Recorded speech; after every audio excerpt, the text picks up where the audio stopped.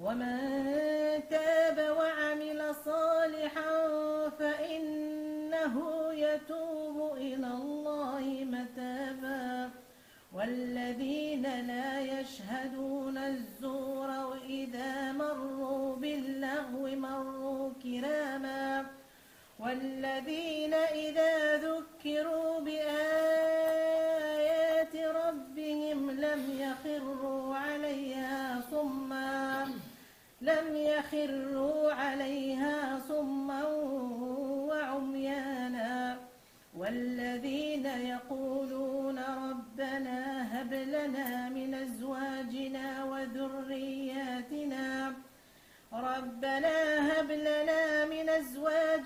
وذرياتنا قرة أعين واجعلنا للمتقين إماما أولئك يجزون الغرفة بما صبروا ويلقون فيها تحية وسلاما خالدين فيها حسنت مستقرا ومقاما قل ما يعبأ بكم ربي لولا دعاؤكم فقد كذبتم فسوف يكون لزاما.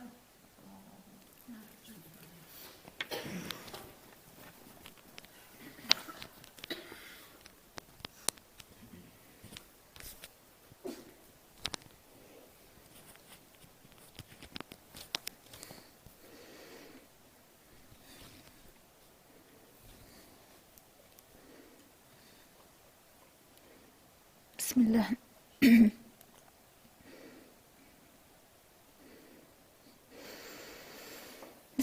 بسم الله الرحمن الرحيم. بسم الله والصلاة والسلام على أشرف المرسلين سيدنا محمد صلى الله عليه وسلم ومن تبعه بإحسان إلى يوم الدين. اللهم اشرح لي صدري ويسر لي أمري واحلل عقدة من لساني يفقه قولي. اللهم تقبل منا إن شاء الله هذه السهرية. اللهم تقبل منا هذا القيام. اللهم اجعل الملائكة فوقنا وأمامنا ومن خلفنا وعن يميننا وعن يسارنا واجعله يا حي يا قيوم اجعلهم يحبنا ونحبهم إن شاء الله يحبون دارنا إن شاء الله اللهم ارزقنا بالصحبة معاهم إن شاء الله.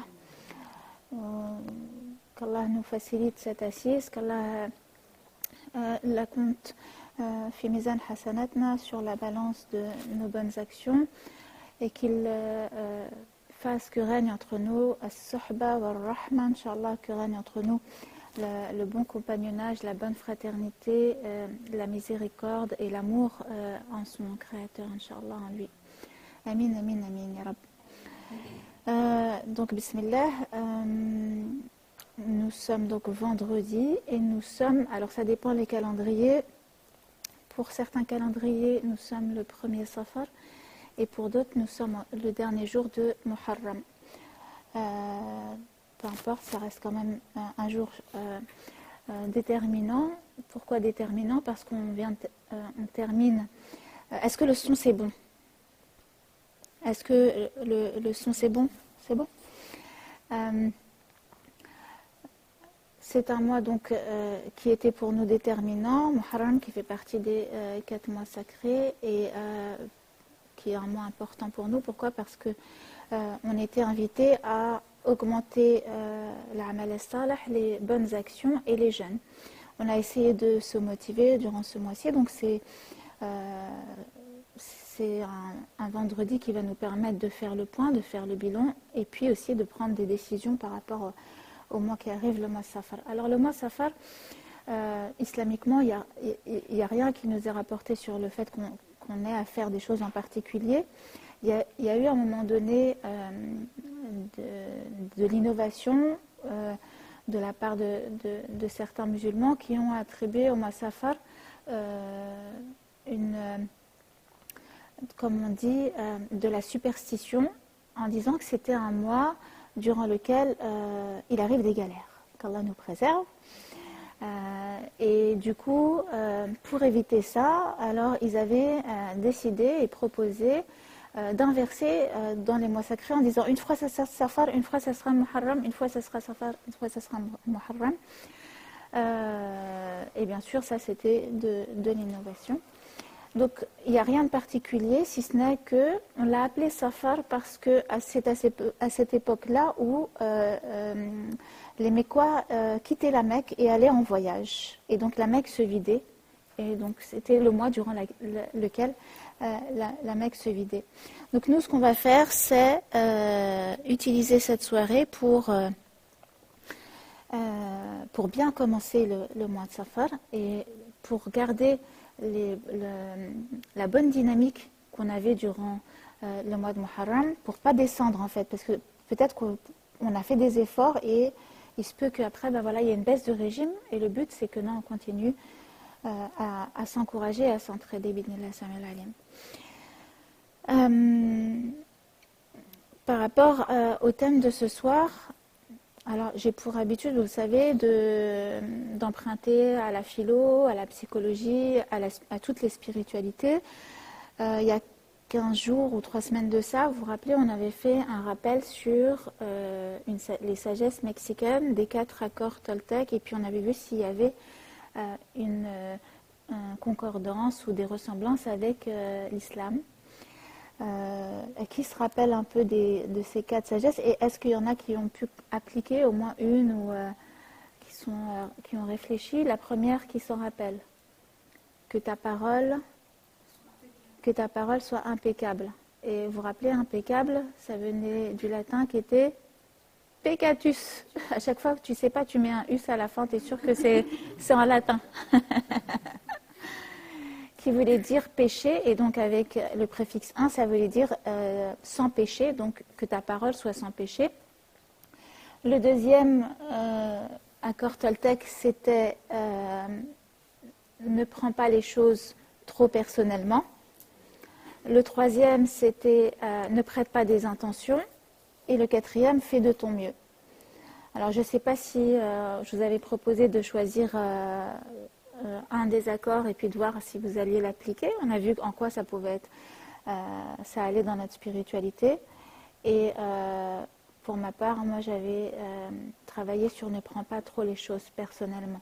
Et je pense, moi ça m'a fait du bien cette phrase-là, ne prends pas trop les choses personnellement à cœur. Et on verra en quoi ça va nous parler aussi dans le rappel de ce soir, Inch'Allah Ta'ala. Donc ce soir, on va continuer à décoller, même si on va aller dans le symbole, on va aller dans la philosophie, on va aller dans la spiritualité, mais je vais toujours rallier ça après au pratico-pratique, c'est-à-dire après qu'est-ce qu'on en fait de tout ça. Donc on va aller goûter à de la spiritualité, on va décoller, mais après, vous inquiétez pas, même si je vais partir des fois, vous allez me dire reviens, attends, tu es parti loin, mais vous inquiétez pas, à la fin, ça sera pour des résolutions pratiques pour ce mois de Safar ensemble, Inch'Allah. Donc vous êtes prêts au décollage immédiat, Inch'Allah Ta'ala. Donc on se rappelle que, et j'aime bien le rappeler à chaque fois, que Allah subhanahu wa ta'ala a créé des anges, et ces anges-là sont particuliers, ils sont à la recherche des cercles de rappel durant lesquels on parle d'Allah, et ces anges-là, une fois qu'ils ont trouvé un cercle comme celui-ci, eh bien ils s'arrêtent et ils ouvrent leurs ailes, et après il y a une lumière qui va des anges vers Allah et d'Allah vers ce groupe-là. Et Allah fait descendre sa miséricorde. Et on va commencer comme ça, en ayant conscience et en se rappelant, parce qu'on l'oublie, que voilà, on n'est pas seul et que on a les anges. Allah nour samawat wal ard. Allah est la lumière des cieux et de la terre, et il a créé les lumières. Il a créé des lumières, et il y a des lumières qui montent, et il a créé des lumières qui descendent. Et à chaque fois que l'être humain donc se réunit avec ses semblables pour parler de Dieu, Allah, on sait qu'il les entoure de lumière, et on sait aussi que chaque vendredi, donc c'est encore plus important de parler de la lumière, c'est qu'on sait que chaque vendredi, si on a lu Surat al-Kahf, Allah subhanahu wa ta'ala t'accorde le privilège d'avoir une lumière qui va t'éclairer de ce vendredi-là au vendredi prochain, subhanallah. Dieu a créé des lumières qui descendent et qui nous viennent des cieux et du trône d'Allah. Et Dieu a créé des lumières qui montent et des lumières qui veulent monter.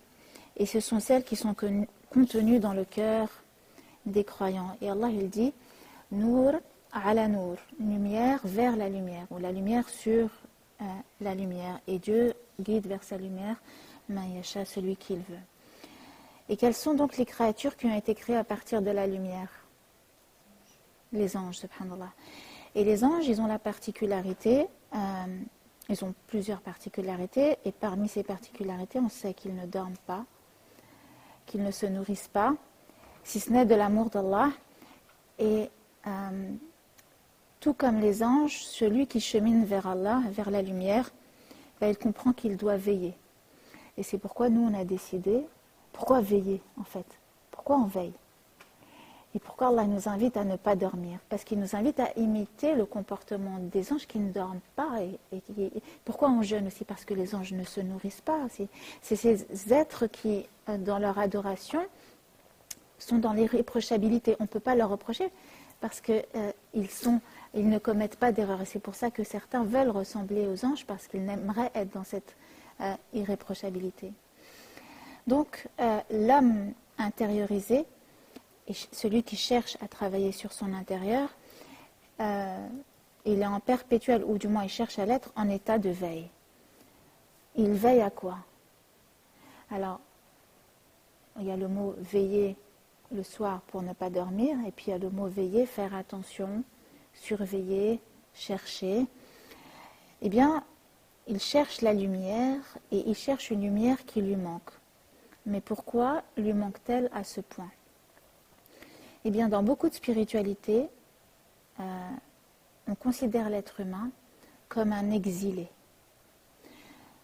Malheureusement, l'histoire se répète et on vit une période où le mot exil prend tout son sens et on a de plus en plus de flux humains qui s'exilent à cause de problèmes de guerre, de famine, etc.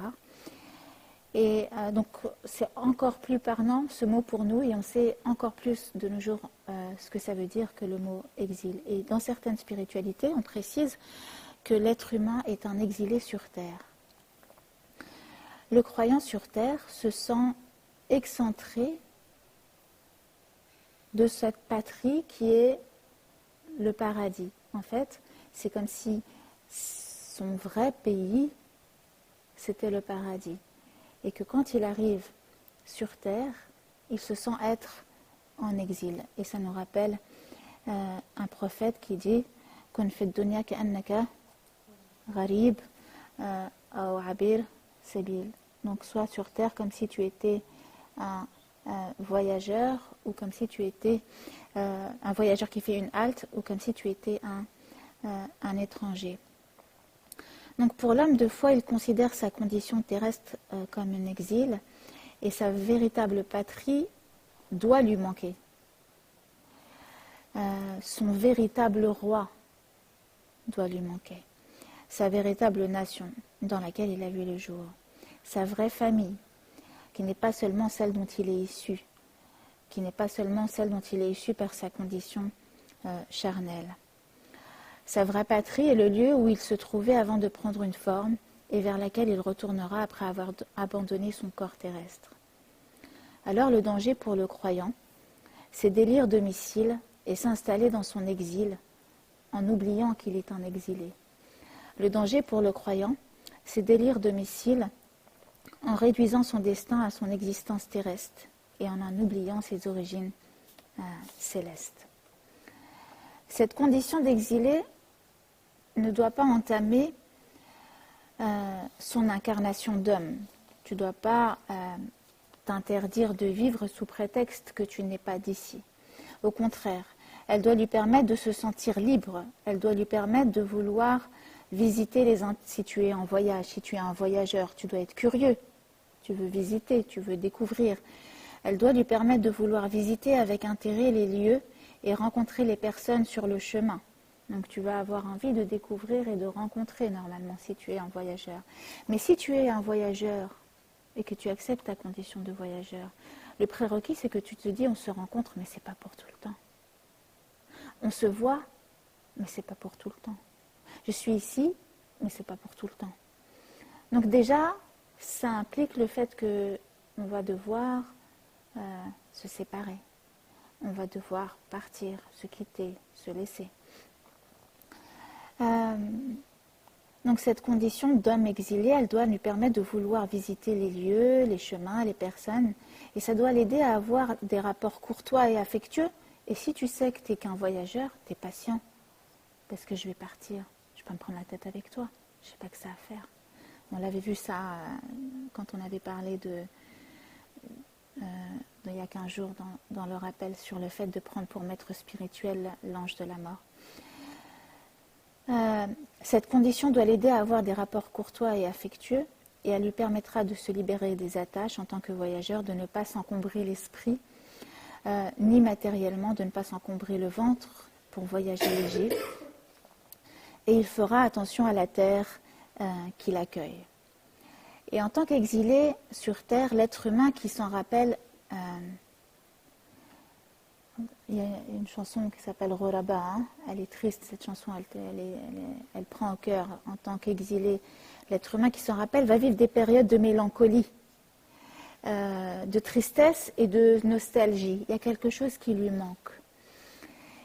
Et c'est comme si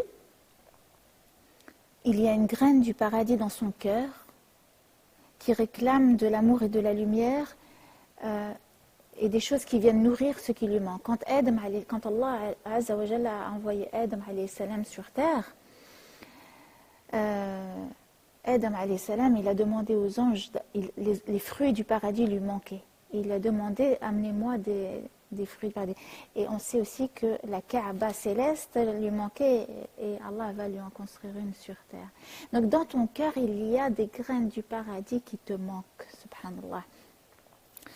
Mais au départ, certains vont tout de suite savoir déterminer que c'est lié à un manque vertical, mais au départ, certains vont penser que le problème est horizontal. Donc il va falloir trouver des coupables, soit en soi, soit c'est les autres, les problèmes. Il y a une graine du paradis dans son cœur qui réclame de l'amour et de la lumière. Il y a quelque chose en lui qui crie famine, jahan, qui a faim. L'âme elle a faim, qui réclame. Il y a quelque chose qui crie et qui appelle à l'intérieur. On a dit Allah, il a créé une lumière qui descend et une lumière qui monte. Et Dieu a créé un appel du dedans et un appel du dehors. Hayya ala salat, hayya ala salat. Ça c'est l'appel du dehors. 5 fois par jour, mais qui répond à quel appel? À l'appel du dedans, à la graine qui a faim à l'intérieur et qui demande, qui réclame, qui a besoin d'être nourrie. Et combien sont les humains sous-alimentés spirituellement? Combien sont les humains rachitiques, affamés, dont l'âme meurt de faim et de soif? Cette graine du dedans, cette graine de moutarde, cette graine,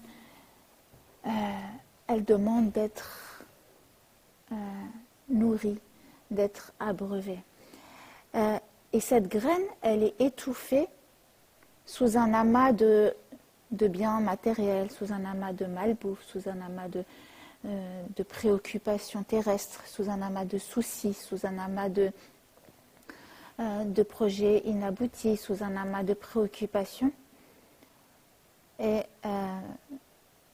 lorsqu'on décide de donner à l'intériorité le primat, lorsqu'on décide de faire de l'intérieur une priorité, il y a des mutations et des métamorphoses qui vont s'opérer à l'intérieur. C'est comme si, vous avez déjà vu des plantes traverser et percer l'asphalte du ciment et du goudron. Et tu te dis comment une petite graine comme ça, elle a la force, subhanallah, de pousser l'asphalte, le goudron, et la vie qui est en elle a plus de force et elle tend vers la verticalité, vers le soleil et en quelque sorte vers Allah. Donc lorsque l'on décide de donner à l'intériorité la priorité, il y a des métamorphoses qui s'opèrent en nous et l'homme découvre sa profondeur, il découvre son intériorité, il découvre son dedans. Le dehors te dit, dehors, qu'est-ce qu'il te dit? Le dehors te dit, accumule, accumule. Et le dedans te dit, dépouille-toi, épluche, va au cœur, va à l'essentiel, retourne à l'essentiel. Et en plus, l'année dernière, on avait fait un rappel sur ça, sur l'automne. Si l'automne était un maître spirituel, qu'est-ce qu'il nous apprendrait? Et l'automne, c'est une saison qui nous apprend à ça, qui nous apprend à aller à l'essentiel. Il est en train de perdre ses feuilles, il t'apprend déjà à méditer, et puis il t'apprend à te dépouiller, à faire le vide et le tri.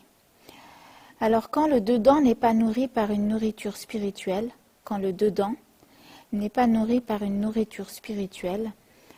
le dehors tente de survivre. Et c'est un cercle vicieux, parce que qu'est-ce qui se passe? Il perd son appétit de lumière. Quand le dedans n'est pas nourri par une nourriture spirituelle, le dehors tente de survivre, il narcotise, il accumule, alors soit il fait rien, soit il accumule plein d'activités pour combler un vide à l'intérieur, pour se sentir en vie. Mais c'est un cercle vicieux parce qu'il perd l'appétit de lumière. Et qu'est-ce qu'il fait en accumulant, par exemple, ou en s'anesthésiant, en narcotisant? Il veut faire taire cet appel à l'intérieur, en mettant des écouteurs dans ses oreilles, en mettant des oreillers sur ses oreilles, en mettant des œillères sur ses yeux, en dormant tout en étant éveillé. Et les sages spirituels te disent que les textes et la parole divine, ils servent à quoi? La parole d'Allah, elle sert à quoi? Elle rejette au-dedans celui qui tente de fuir sa maison. Tu voulais te sauver de ton intérieur, tu voulais te sauver du dedans, et ça te projette à l'intérieur. Rentre, reviens, retourne à l'intérieur, subhanallah. Pourquoi dit-on en islam que la vie est distraction? De quoi nous distrait-elle? De quoi nous détourne-t-elle notre intention, si ce n'est de l'intérieur? Ce qui n'est pas facile à admettre, c'est que le chemin du dedans, même s'il s'effectue dans un compagnonnage, se fait seul. Ce qui n'est pas facile à admettre, c'est que le chemin du dedans, même s'il s'effectue dans un compagnonnage, en groupe, dans une suhba, se fait seul, chacun dans son dedans, chacun dans son intériorité, dans sa maison sacrée, chacun avec ses obstacles personnels à surmonter et ses choses à comprendre. Avec les sœurs, avec des sœurs filles et des sœurs en humanité, on a effectué l'ascension du mont Teprel au Maroc. 14 femmes se sont lancées dans l'aventure. Il y avait 14 femmes. Il y avait un mont, mais il y avait 14 façons de le gravir. Et chacune avec ses difficultés, son niveau, sa détermination, ses capacités. Et ce qui est valable, ça c'est du dehors, mais ce qui est valable en dehors l'est encore plus au-dedans. Chacun doit trouver son rythme dans le chemin vers Allah. Chacun doit trouver sa voie. Son chemin qui mène à l'essentiel, et on le sait, les sages l'ont dit, que le juste milieu se trouve au sommet. Alors, on peut tenter de trouver dans les systèmes, dans les chemins tracés, dans les livres, dans l'amour des réponses, au dehors. Mais ce que tu vas trouver au dehors, ce ne sont que des moyens. Ça va être que des outils de ce que tu vas trouver au dehors. Même les personnes qui vont être à côté de toi, ce sera des outils et des aides. Mais les vraies réponses sont au-dedans. Et quand l'âme hurle, l'homme finit par comprendre que c'est en lui-même que se trouve sa source. Et il y a des sages qui disent que celui qui s'abreuve ne saurait discourir lorsqu'il boit. Tu ne peux pas en même temps que tu bois parler, sinon tu t'étouffes. Donc un des signes, quand tu vas dans les profondeurs et que tu jettes le seau dans le puits et que tu es au centre, tu ne parles pas trop. Parce que tu ne peux pas parler et boire en même temps. Mais tu écoutes ce que ton cœur a à te dire.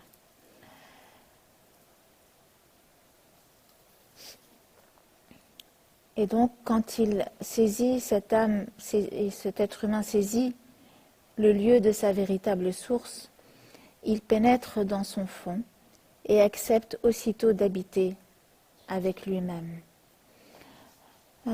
Et habiter avec soi-même, c'est pas si simple. Et c'est pour ça que on ne veut pas aller à l'intérieur. On ne veut pas quand il y a du silence. On ne veut pas quand il n'y a pas de bruit. Parce que là, on est nous avec nous. Donc on préfère mettre du dehors, mettre du bruit, pour ne pas entendre ce qu'il y a à l'intérieur. Et qu'est-ce qu'il y a à l'intérieur? Il y a quoi? Des peurs. En premier, il y a des peurs. En premier, il y a des peurs. Et les peurs sont des questions auxquelles on a peur de répondre. Les peurs, ce sont soit des futurs qu'on a imaginés, soit un passé qu'on n'a pas... Les peurs, c'est un travail.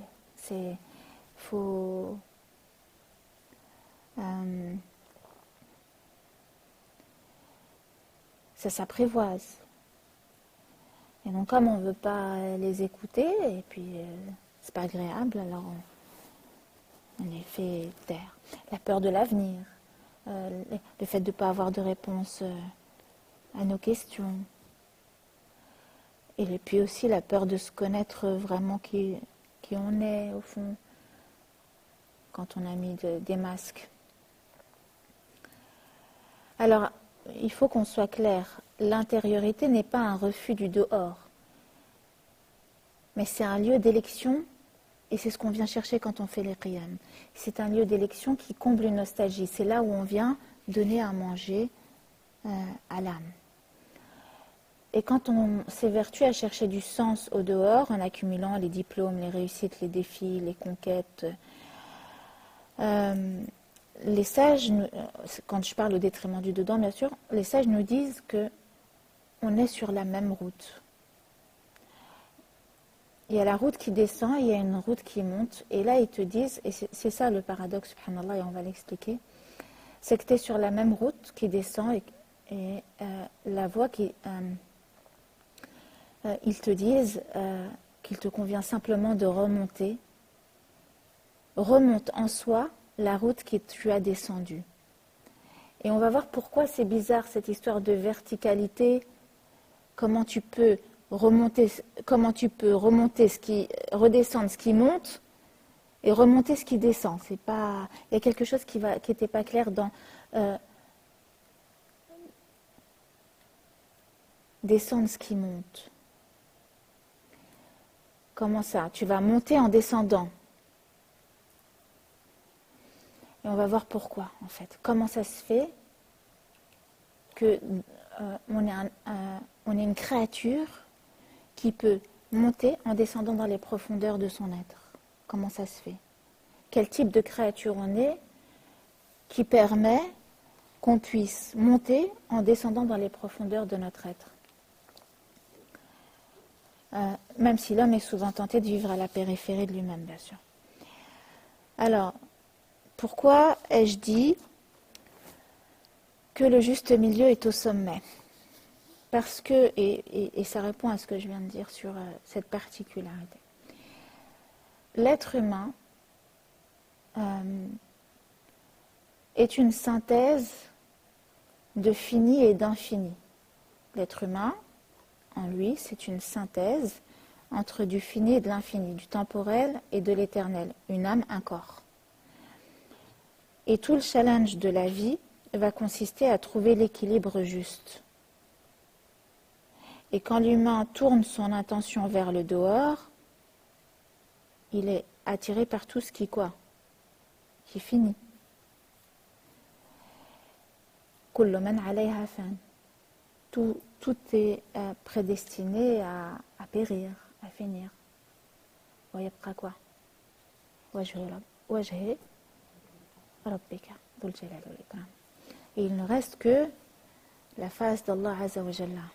Et quand il cherchera donc l'être humain à découvrir sa dimension de profondeur en répondant à l'appel, il rentrera en contact avec une dimension infinie qui est en lui. Et l'appel du dedans faisant écho à l'appel du Très-Haut. Et Dieu, il nous a à tous donné un nom et un prénom. Pourquoi? Pourquoi Allah il nous a donné à tous un nom et un prénom? Pour être appelé. Pour être appelé.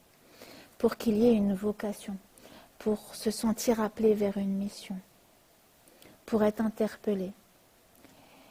Et il y en a qui portent un nom au dehors, mais du dedans se sentent vides. Il n'y a personne au dedans pour répondre à l'appel.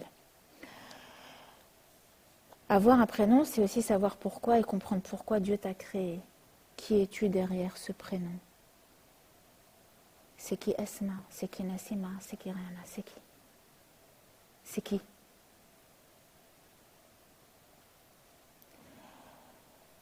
Certains spirituels disent que l'écoute, l'oreille, l'emporte, l'importance sur la vision, à cause de cet appel, à cause de l'appel.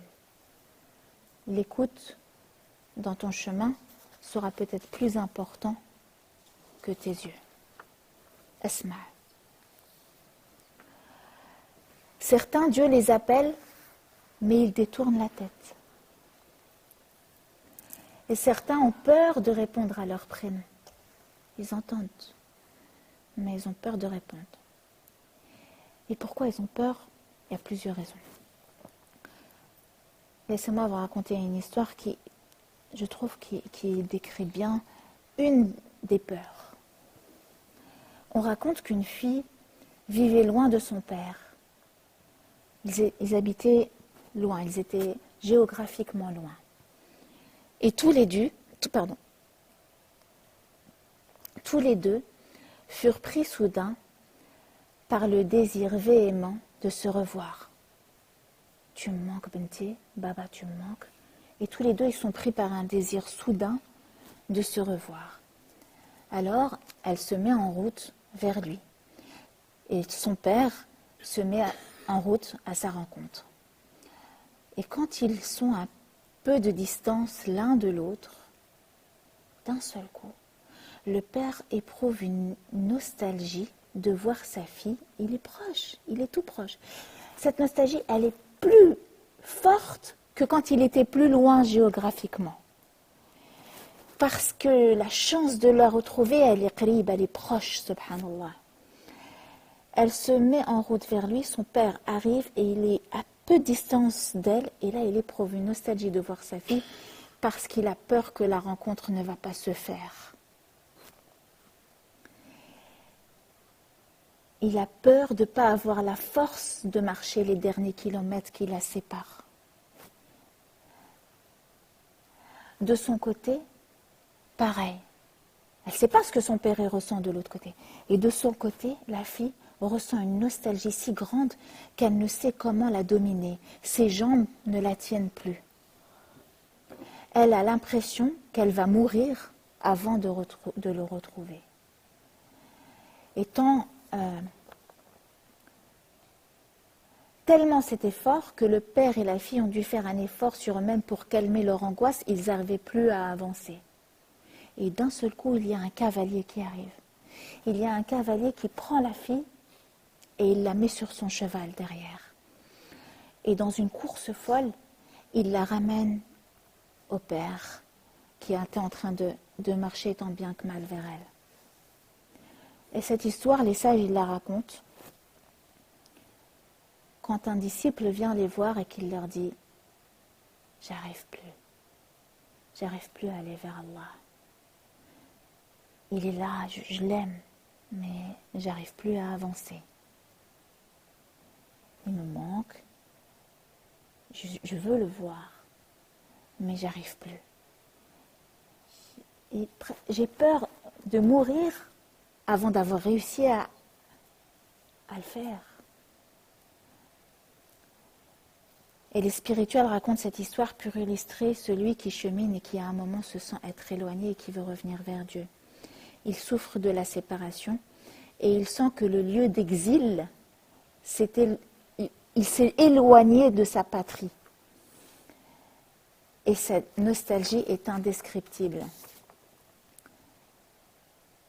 Et il arrive une étape, un moment où près du lieu de la rencontre, le cheminant éprouve une telle nostalgie qu'il devient incapable de la supporter. Et à ce moment, il risque de tomber à la renverse, de trébucher. Et Dieu lui envoie quelqu'un qui le réconforte par des paroles, à l'image de ce cavalier. Et qui lui dit, « Celui qui s'approche de moi d'un empan, je m'approcherai de lui d'une coudée. S'il s'approche de moi en marchant, je m'approcherai de lui en courant. » Allah.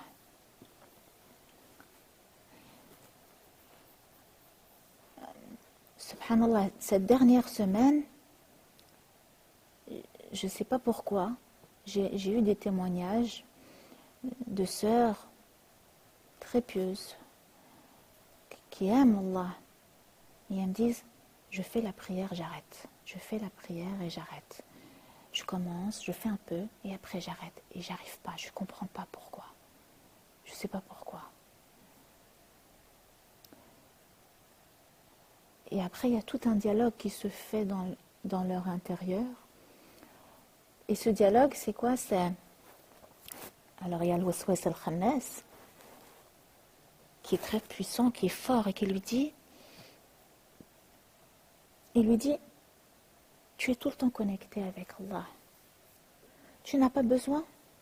Et c'est vrai, subhanallah, ce sont des gens qui sont mystiques, qui sont spirituels, qui s'extasient devant la création, qui sont plus connectés très souvent que quelqu'un qui fait ses 5 prières. Donc c'est comme si je veux squeezer le moyen et le but. Je veux y aller directement. Sans prendre la méthode que Allah m'a proposée. Parce qu'on sait, la prière, c'est un moyen seulement.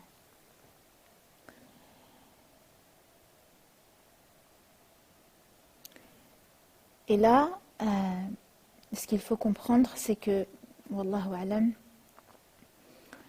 c'est que la réponse, il faut accepter le moyen d'Allah du dehors pour nourrir la graine du dedans. Tu ne peux pas imaginer et te contenter de tes propres moyens. Alors, et parmi les éducateurs, ceux qui te diront Dieu peut suspendre sa course vers toi afin d'éprouver ton libre arbitre. Et ils te disent, continue d'avancer, et nul doute qu'un cavalier te prendra sur sa croupe. Nul doute que tu entendras ton prénom être de nouveau appelé. Avance en répétant quoi? Labbaik, Allahumma labbaik. Ça veut dire quoi, labbaik, Allahumma labbaik? Oh Allah, je réponds à quoi? À ton appel. Je réponds à ton appel et je viens vers toi. Tu n'as pas d'associé dans mon cœur. Dans mon dedans, il n'y a que toi. Je me suis dépouillée du superflu, de tout ce qui était autre que toi. La louange et la grâce t'appartiennent, ainsi que la royauté. Labbaik Allahumma labbaik. Une lumière qui descend, une lumière qui monte, un appel du dedans et un appel du dehors. Les sages disent que ce retour au dedans s'appelle une conversion. C'est ta tête qui se convertit, c'est ton regard qui se convertit. Tu vas tourner, se retourner, transposer toute ton attention en toi. Il s'agit d'un retournement total de... On dit quoi quand on dit un retournement total de... En général, l'expression, qu'est-ce qu'on dit? C'est un retournement total de situation. C'est un retournement total de situation, c'est-à-dire que tu vas tourner, tu vas changer de qibla, tu vas changer de direction. Et ce retournement total affecte aussi bien le mental, le cœur et le corps. Et Allah, il dit quoi? Irji'i. C'est ça, conversion. Revenez. Se convertir, c'est revenir. Irji'i. Revenez. Et il y a Platon qui donne une belle image qui concerne l'être humain. En tant que, il explique, et il dit, l'être humain c'est comme un arbre céleste. Ça veut dire quoi un arbre céleste? C'est un arbre dont les racines sont dans le ciel. Et nous autres, êtres humains, on serait ces arbres célestes. Nos racines sont dans le ciel. Imaginez l'image, parce que là on peut aller très loin dans cette image. Imaginez que nous sommes ces arbres avec ces racines dans le ciel. Ça veut dire que notre nourriture, elle est où? Dans le ciel, elle est céleste. Et donc si nos racines sont dans le ciel, qu'est-ce qu'on a vers le bas?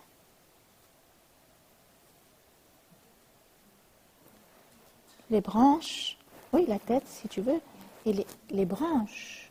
Hein? En général, les branches, si tu considères un arbre, ses racines sont son passé, son tronc sont son présent, son tronc est son présent et ses branches sont son futur.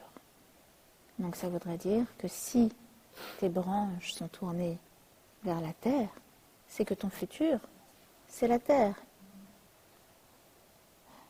De la terre tu as été fait, de la terre et vers la terre tu retourneras.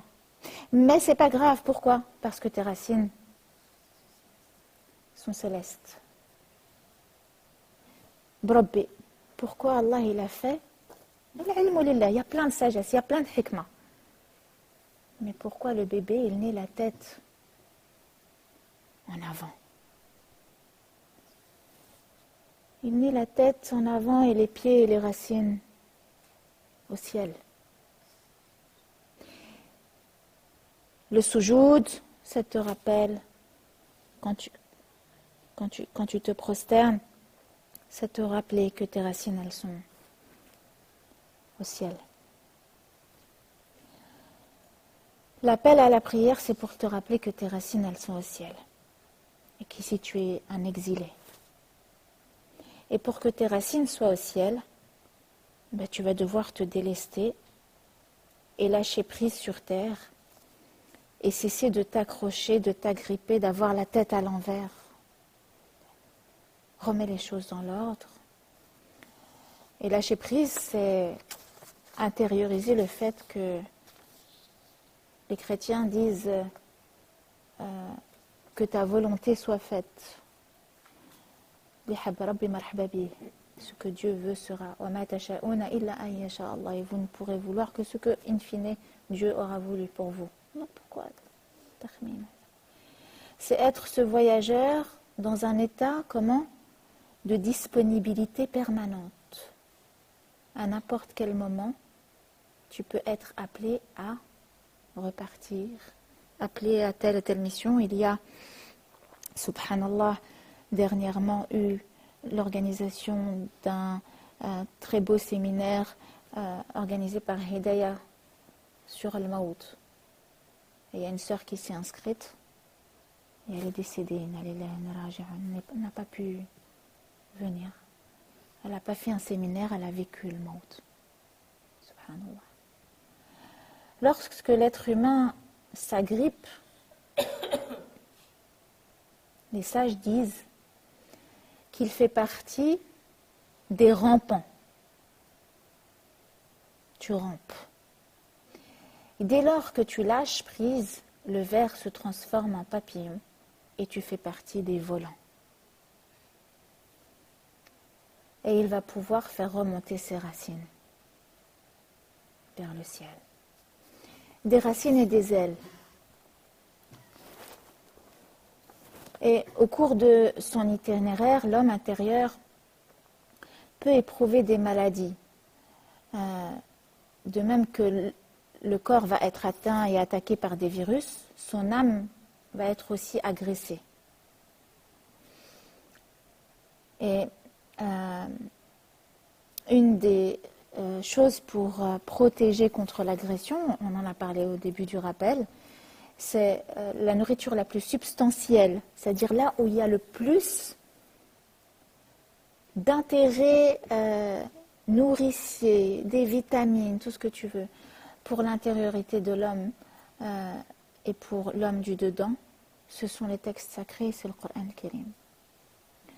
Et ils te disent que on doit faire attention de ne pas affamer notre âme et de la nourrir avec ce qu'on a dit. La parole d'Allah, qu'est-ce qu'elle fait? Elle te reprojette dans ta maison. Elle projette celui qui l'écoute à l'intérieur, dans sa maison, au-dedans.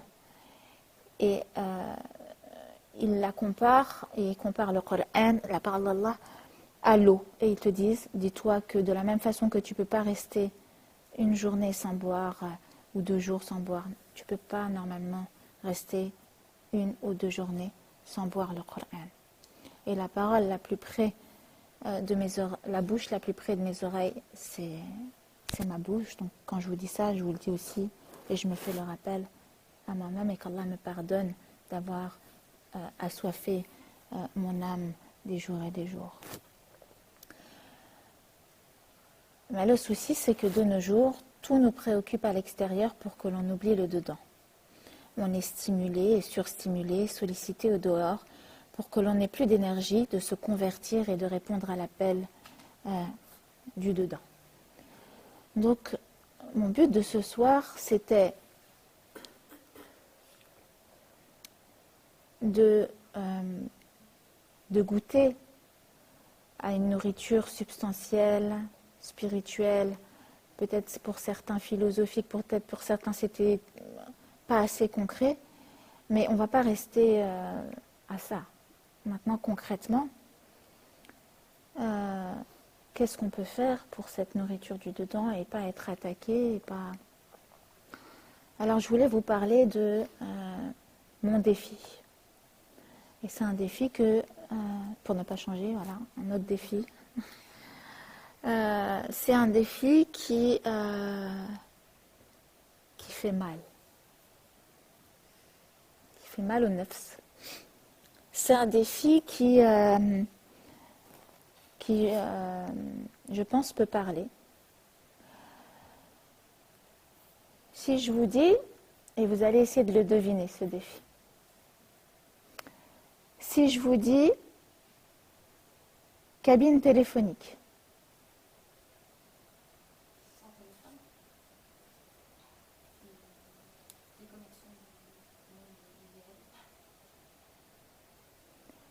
Exactement.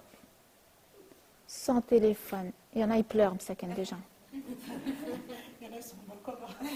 Il y en a, ils sont sur leur téléphone, là, déjà, Aslan. Combien de temps? Hanan, elle me dit pendant combien de temps? C'est pratique. 30 jours. Ça veut dire quoi? Ça veut dire que tu t'en sers plus en fait. Pendant 30 jours, comment... Donc, je vais écrire un livre là-dessus. Comment ai-je survécu 30 jours sans téléphone ni Internet. Sans téléphone ni Internet. Même le fixe. Alors, le fixe... Pourquoi le fixe? En vrai, ça ne va pas beaucoup changer. Ça va pas. Pourquoi le fixe, ça ne va pas beaucoup changer d'après vous? Parce qu'en réalité, nos téléphones, on ne l'utilise pas pour appeler.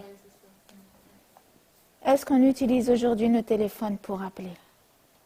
On se donne bonne conscience en envoyant un SMS. Ça va? Tu vas bien? Oui? Ok. Mais comment on fait alors? Je t'envoie des colombes à chaque fois, Mariam. Ouais. Des colombes. Alors, mon fils, il me dit... Mon fils, je lui en... C'est bon.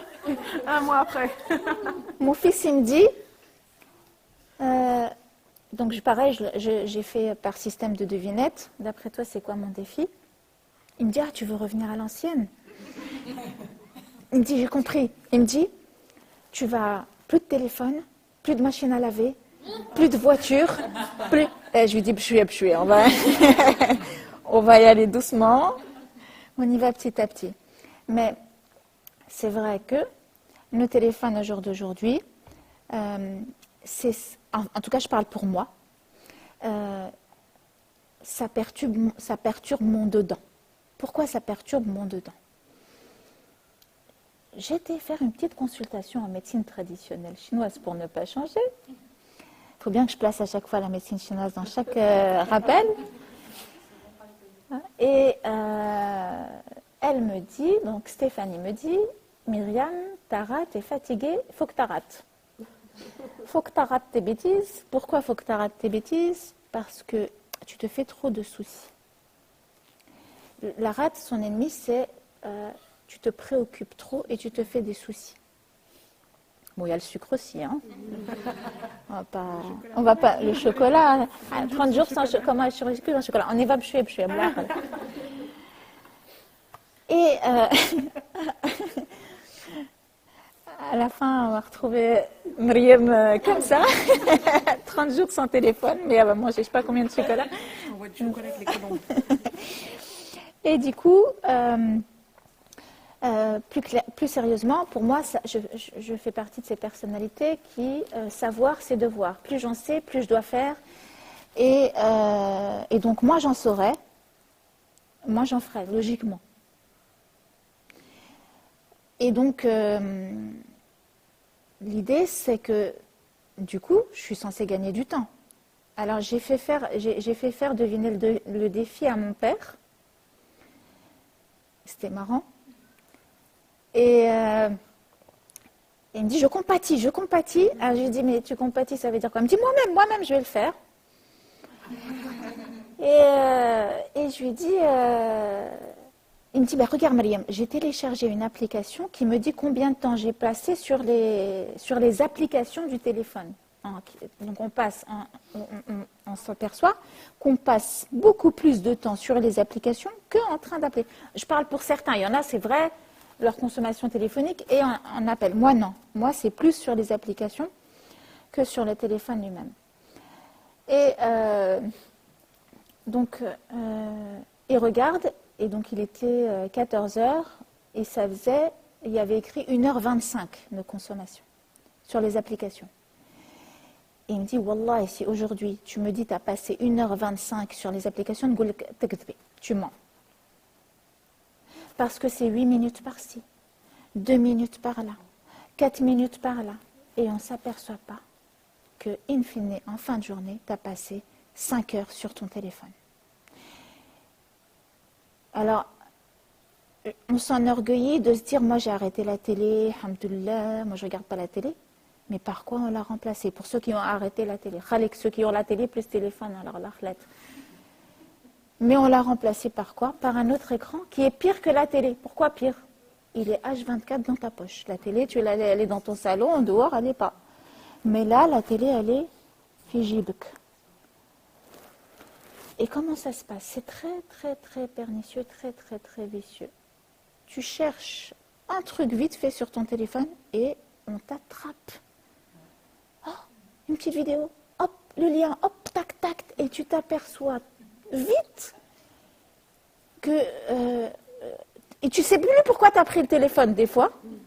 Tu sais même plus. Tu as oublié. Et après tu fais, ah ouais, je devais appeler... Tu n'as pas utilisé le téléphone pour sa fonction première parce qu'il t'a détourné. Et maintenant, en fait, tout est fait pour que tu puisses plus t'en passer. J'ai pas de réveil. Il faut acheter un réveil. Montre. C'est pas l'heure qu'il est, tu n'as pas de téléphone, tu n'as plus de montre. GPS. Il y a tout dans le téléphone maintenant. Pour bientôt, je ne sais pas, qu'est-ce qu'il y a d'autre. Je ne vais pas dire de bêtises. Donc, voilà mon défi. Et du coup, si tu génères du temps,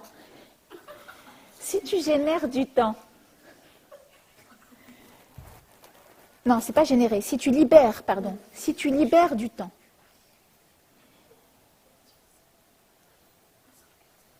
il est là pourquoi ce temps? Si c'est plus du temps pour se préoccuper ou on a dit, on va en faire quoi de ce temps d'après vous?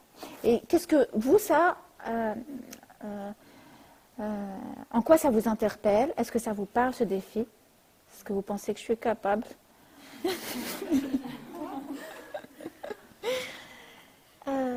Qu'est-ce que... Oui, des questions? Ça fait 2 semaines que je dors. Et je pense que c'est ça. Oui. Parce qu'au début, j'ai commencé à faire, oh ben non, mais je regarde juste ça comme ça. Et maintenant, c'est quotidien. Je me réveille. Bon, qu'est-ce qui se passe sur la planète? Oui. Avant de me connecter à... Voilà, qu'est-ce qui se passe sur la planète? Subhanallah, oui, c'est vrai. Dès qu'on se réveille, alors moi je porte des lunettes, donc dès que je me réveille, je mets mes lunettes, mais quand tu sors de la chambre, tu prends ton téléphone. Tu sors et va avec toi dans le salon. Tu ne peux pas te râler, fais le bit. On ne sait jamais. Qu'est-ce qui va se passer? Wallah. T'as peur? Je m'énerve sur ton téléphone et je le jette. Tu sais, il y a un chir comme ça. Il s'énerve, je ne sais pas si tu le connais. Il s'énerve, je vais m'énerver sur le téléphone. Ah, donnez-moi tous vos téléphones maintenant. Alors, comme il dit mon fils à l'ancienne, effectivement, du coup, ça va nous... Alors, mon père, qu'est-ce qu'il m'a fait la remarque suivante? Il me dit, bah, du coup, on va passer plus de temps à être connectés avec les nôtres. Et j'ai dit oui, et même plus que ça. Ça va nous énerver de les voir sur leur téléphone. Parce que toi, tu auras fait l'effort de plus, et toi, tu vas te dire, oh bah vas-y, fais un effort. Moi, je ne l'ai pas. Et là, il va te dire, ouais, mais toi, tu te rappelles quand tu l'avais et tu ne me calculais pas? Et bien maintenant, chah. Alors, en tout cas, en racontant ce défi, j'ai vu que ça donnait envie à certains d'en faire autant. Et comme moi, vous savez, vous connaissez le système, ça s'appelle les PGM, les plans galères de Myriam. J'aime bien les faire vivre aux autres, comme les 42 km du Tour du Lac, je ne voulais pas le faire toute seule. Donc, j'ai proposé. Et là, c'est un PGM que je propose, et donc ça va s'appeler, donc ça commence samedi prochain, si Dieu me prête vie. Là, ce que je vais proposer, c'est que cette semaine-là, je vais créer une page sur laquelle vous allez pouvoir mettre toutes vos questions, vos peurs, vos craintes, même les miennes. Je vais exposer les miennes. Et après, plus rien pendant 1 mois. Et l'idée, sauf ceux qui voudront continuer, mais ça, je ne le saurais pas. C'est la fille qui craque, la nuit, elle va voir. Je vais voir ma fille. Lina, qu'est-ce qu'il a dit Bernadette Schmitt. Et du coup, l'idée, ça va être quoi? C'est que ceux que ça intéresse, qui veulent faire le défi 1 jour, 5 jours, 6 jours, et qui veulent participer à l'écriture du bouquin, je consacrerai un chapitre pour les témoignages. Pourquoi?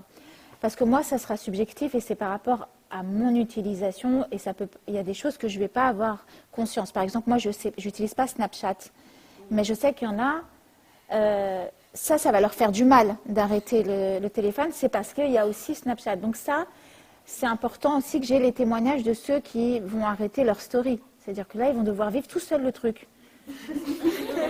Ils vont raconter leur story tout seuls. Donc ça, je sais que ça va être difficile pour certains.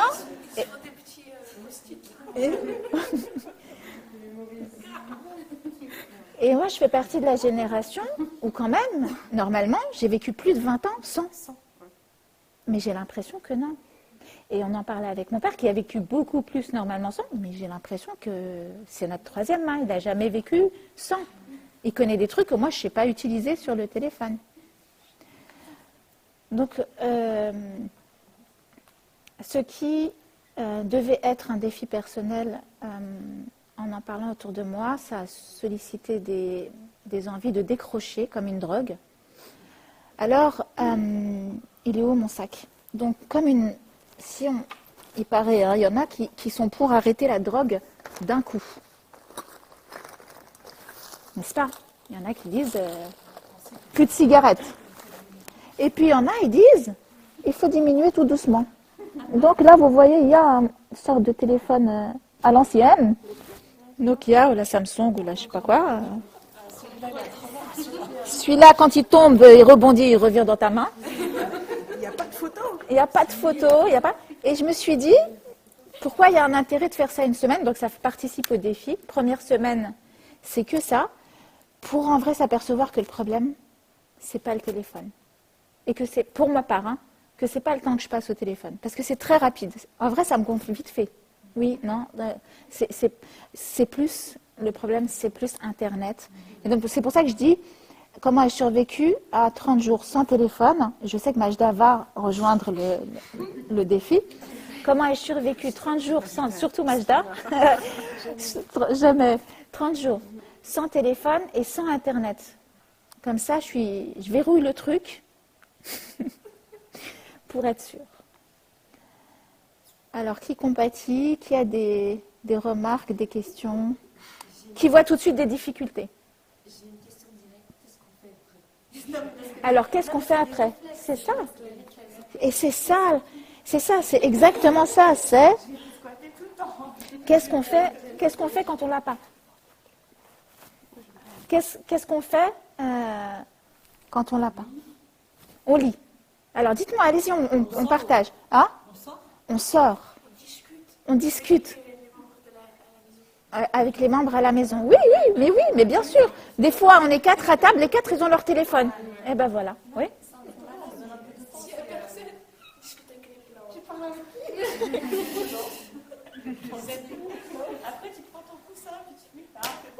Alors, si on revient au ders du dedans, il y a plein d'activités. On va peut-être chercher plus le rappel. Alors, tu vas le chercher où? D'habitude, on le cherchait où, soi-disant? Sur Internet. Et c'est de l'arnaque. Même sur Internet, c'est de l'arnaque. Parce qu'au départ, tu commences à chercher un ders, et après, il y a une autre petite vidéo, il y a une autre petite vidéo, il y a... Quand je reçois la vidéo du rappel, Et ça n'a rien à voir. quand je reçois la vidéo du rappel, je regarde les minutes. Oui, c'est vrai. Tu regardes le temps. Ouais. Si c'est 6 minutes du rappel, ouais, c'est vrai. C'est vrai, subhanallah. C'est vrai. Du coup, c'est vrai. Hein, qu'est-ce qu'il y a? Dites, faites partager, ça va nous servir. Non, mais c'est vrai, on suivait ce que disait la tata quand elle disait, et après, en fait, tu tombes sur des vidéos, ça n'a rien à voir. Mais c'est vrai. Ouais, c'est vrai. Alors, qu'est-ce qu'on... Et puis, bon, nous, le but, c'est pas de devenir technophobe et c'est pas de dire... c'est après cette expérience de 30 jours, d'après vous, qu'est-ce que ça... T'es censé prendre comme résolution? Qu'est-ce que ça va engendrer? Diminuer. Une prise de distance, tu vas savoir te débrouiller autrement. Tu vas savoir te débrouiller autrement. Combler des trous avec ça. Alors, il y a des choses qui vont être difficiles. Par exemple, chercher un numéro de téléphone. Est-ce que ça existe au jour d'aujourd'hui, l'annuaire téléphonique? Moi, à l'époque, on avait l'annuaire et l'annuaire téléphonique. Il y avait le Minitel. Mais ça, sinon, avant de commencer le défi, on fait un répertoire. Tu te rappelles pas du Minitel? de la ville, là où il y a les adresses de toutes les entreprises, de tous... On voit ça tous les ans dans ta boîte aux lettres. Pour les entreprises et ça. Mais quand tu veux chercher le numéro de quelqu'un, Annuaire, il y en a, tu commandes. l'annuaire, ça existe encore l'annuaire? Ok, parfait. Donc déjà, vous répondez à cette question. Je me posais la question parce qu'avant, on l'avait dans la boîte aux lettres. On l'a plus. Il faut les appeler pour commander. Moi, j'ai plus le... Vous recevez le... Alors, il n'y a que les fixes. Et puis, alors, déjà... Dans l'annuaire, il y a les portables et les fixes. Maintenant, il y a les portables et les fixes. Oh, énorme. Ça veut dire que mon numéro de portable est soi-disant dans le... Parce qu'avant, il y avait une liste rouge. Je ne sais pas si vous vous rappelez. Si tu étais sur la liste rouge, tu n'avais pas... Mais c'est vrai, vous n'avez pas connu ça. Mais il y avait la liste rouge, et si tu étais sur la liste rouge, tu payais pour pas être dans l'annuaire, pour pas qu'on te dérange. Ça existe toujours, vous êtes sûr? Mhm. Donc déjà, le fait de ne pas avoir son téléphone dans la chambre, oui, ça améliore la qualité de ton sommeil. Et la majorité, il y en a au moins 2 téléphones dans la chambre. Sans compter ceux qui ont la télé, les connexions, Internet et tout. Moins d'ondes. Éteins le téléphone. Moi, je pense que ça joue sur nos yeux. En fait, toute la journée, tu regardes. Je pense que ça les excite. Ça excite ton système, Oui. ton système nerveux. Oui. Même si tu le tournes, tu le mets en mode Oui. avion, tout ce que tu veux. Oui, oui, oui. Ça crée de l'insomnie. Oui. Alors, il y a le fixe. Le fixe. Et je me disais, il y a 20 ans, comment je faisais? Comment j'ai fait? Ma mère n'avait pas d'enfant. Comment ils faisaient quand ils n'avaient pas... On acceptait de ne pas savoir où ils sont. On était à l'heure au rendez-vous parce que 15h20, c'est 15h20. Tu vas dire, ouais, je ne suis pas là parce que j'arrive ou... Mais, moi, j'ai vécu 20 ans, plus de 20 ans sans. Donc, je sais ce que c'est que de pas... Et j'ai pas l'impression d'être dans... J'étais pas dans le flip. C'est aujourd'hui que je suis dans le flip, mais j'ai pas l'impression qu'avant... Je l'étais, je sais pas. Ceux qui ont connu. Je suis pas la seule quand même à... J'ai pas connu le téléphone. Moi, je l'ai connu depuis 99. Oui, c'est ça, c'est 99. Ouais. Ça fait 18 ans que je connais le téléphone. C'est ça, c'est 99. Sachant que les fabricants eux-mêmes des téléphones interdisent à leurs enfants. D'en avoir, subhanallah. Ouais. Subhanallah. Elle n'a pas de portable. Ouais. Elle est contre le portable et le micro-ondes. Ouais, alors micro-ondes, ouais, ça c'est... Je suis d'accord. C'est fait. Et du coup... Bon, alors Tata, elle a enlevé le micro-ondes, il manque plus que le téléphone. Sur le défi du téléphone. Avec WhatsApp. Moi, je veux bien. Ah oui, les Tata et WhatsApp. Moi, je veux bien arrêter. Je veux bien. Moi, j'ai des cours. Ouais, c'est vrai. Le boulot, on a les... Ouais, je sais, il y en a, c'est le boulot. Moi, c'est faisable. Je sais que c'est pas faisable pour tous. Mais arrête le week-end. Arrête le soir. Arrête de telle heure à telle heure. Si tu peux pas... C'est ça. C'est ça qui va être... L'idée, ça va être ça. C'est dans la faisabilité. Moi, je pousse le truc à l'extrême parce que je suis... Professionnellement, c'est possible. Et puis... j'ai envie de voir ce que ça va m'apporter. Et ça peut avoir l'effet inverse aussi de ce défi-là. Ça peut même dégoûter les gens du téléphone. Oui, C'est comme quand au début on pense que quelque chose c'est un mal pour nous. oui. Et après en fait on s'aperçoit qu'on y prend goût et tout. Bah, peut-être qu'après la Tu te personne, sens libre. Elle peut se dire purée mais tous ces moments que j'ai ratés, je sais pas, en étant à côté de mes proches, je sais pas avoir parlé avec eux ou plein de choses comme ça peut aussi avoir l'effet inverse. Hein. Que de sauter. Après, on va voir comment tu vas réagir. Si dans 30 jours, tu sautes sur ton téléphone. Peut-être que ça sera ça. Et du coup, tu sais pas, peut-être que Internet, ça sera que sur l'ordinateur et plus sur mon téléphone. Et comme on a un ordinateur pour 3, eh ben, tu passes moins de temps parce que tu le partages. Et peut-être même au niveau des, des ressentis sur ton corps, peut-être que tu vas noter une... Ben, c'est le but, on verra. On verra si j'aurais décidé, si ça va. Je sais pas encore ce que ça va provoquer. T'es partante? Un mois, samedi prochain? Inch'Allah. Déjà, Esma répond jamais au téléphone. Oui, mais c'est pas que de répondre, c'est les applications, tout ça. Bon, alors toi, ça marche pas, on choisit autre chose. C'est trop simple pour toi. C'est trop simple. Là, Esma doit répondre 30 jours au téléphone, c'est l'inverse. C'est vrai en plus, elle répond jamais, subhanallah. Hein? Deuxième?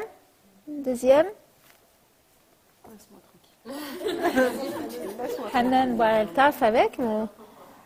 Majda, on va pas la laisser dans son jbel là pour ses études, on va pas. Il y a de l'argent là. S'il y a de l'argent, oui. Ah, s'il y a de l'argent, ça se monnaie à combien là? 100 euros. Par jour? Le mois. Parce qu'à la fin, elle va s'acheter un téléphone de fou. À la fin, elle va s'acheter un téléphone de fou, comme ça. Hein? Pour de l'argent, je ne le fais pas. Non, même pour de l'argent, je le fais Même pour l'argent, elle ne fait pas.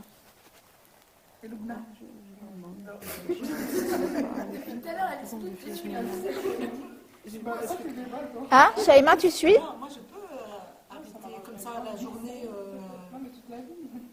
Alors, l'idée, c'est quoi? C'est de voir ce qu'on est en mesure de faire par rapport à sa famille. Vous n'êtes pas obligé de vous lancer dans 30 jours, mais au moins, on essaye de vivre ce défi-là ensemble, et puis on voit, du coup, ce que ça va impliquer. Parce que si on commence samedi, ben voilà, on ne pourra plus communiquer sur les qiyam, on ne pourra plus aider. On se fait confiance. On a dit que tous les vendredis, il y avait qiyam. Ben, vendredi, il y a qiyam. Ou alors, on s'appelle sur le fixe. Vous m'appelez, vous me demandez est-ce qu'il y a qiyam ou pas, quand je suis à la maison. Quand je suis à la maison. Je n'ai même pas le répondeur. J'ai jamais écouté le répondeur de la maison. Moi, c'est très simple. Le fixe à la maison, quand il sonne, je dis répondez pas, c'est la pub. Tellement on m'appelle jamais sur le fixe. Double appel sur le fixe ou pas? Je sais pas. Double appel sur le fixe. Mais il y a plein de choses à faire, en fait. Mais on peut utiliser ce téléphone. Il y en a qui n'ont pas de fixe. Hein? Alors, il y en a qui n'ont pas de fixe et il y en a qui n'ont pas de réveil. Moi, je sais que je dois acheter un réveil, ça c'est sûr. Hein? Ça, c'est Emmaüs, Tata, qu'on va trouver. Le réveil qui a 2 sonnettes, là, de ce côté. Tic, tic, tic, tic, tic. Ouais, ouais. Ah oui. Ça, c'est...